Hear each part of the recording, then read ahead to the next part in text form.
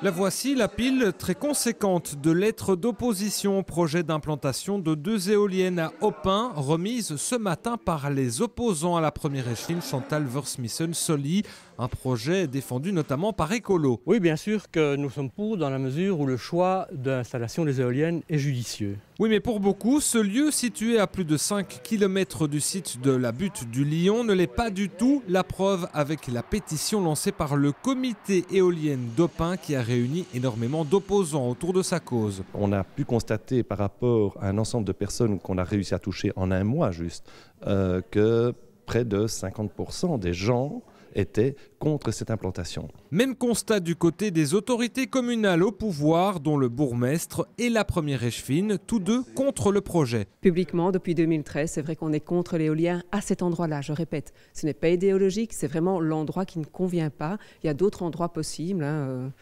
On peut les chercher, eux doivent les chercher, mais en tout cas, nous, à cet endroit-là, a priori, on est contre ce projet. Et cette posture est la même également pour beaucoup de non-brennois, comme des habitants de Braine-le-Château ou d'Ytre. Non, il n'y a pas que des Brennois qui s'opposent à ça. Il y a d'abord toute une série de personnes qui sont belges, étrangères, qui ont été heurtées par le fait que des éoliennes soient dans la visibilité directe du site exceptionnel du Lion de Waterloo. Il y a aussi eu des habitants de Wautier-Braine, Braine-le-Château, de Ytre et de Waterloo qui ont manifesté, en tout cas à la commune de Braine-l'Alleud. Le principal argument du comité est que ce projet d'éolienne se situerait à proximité directe du site de la bataille de Waterloo, un argument suffisant pour lever des centaines de riverains contre le projet.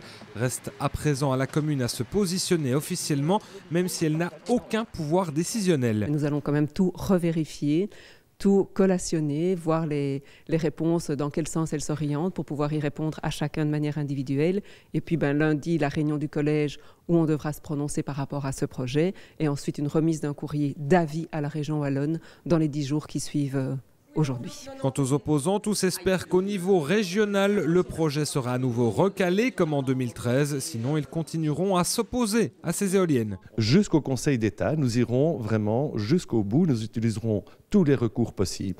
Le bras de fer entre la société Aspiravi et les opposants devrait donc se poursuivre. Avantage pour l'instant aux opposants devenus, en un peu plus d'un mois, très nombreux.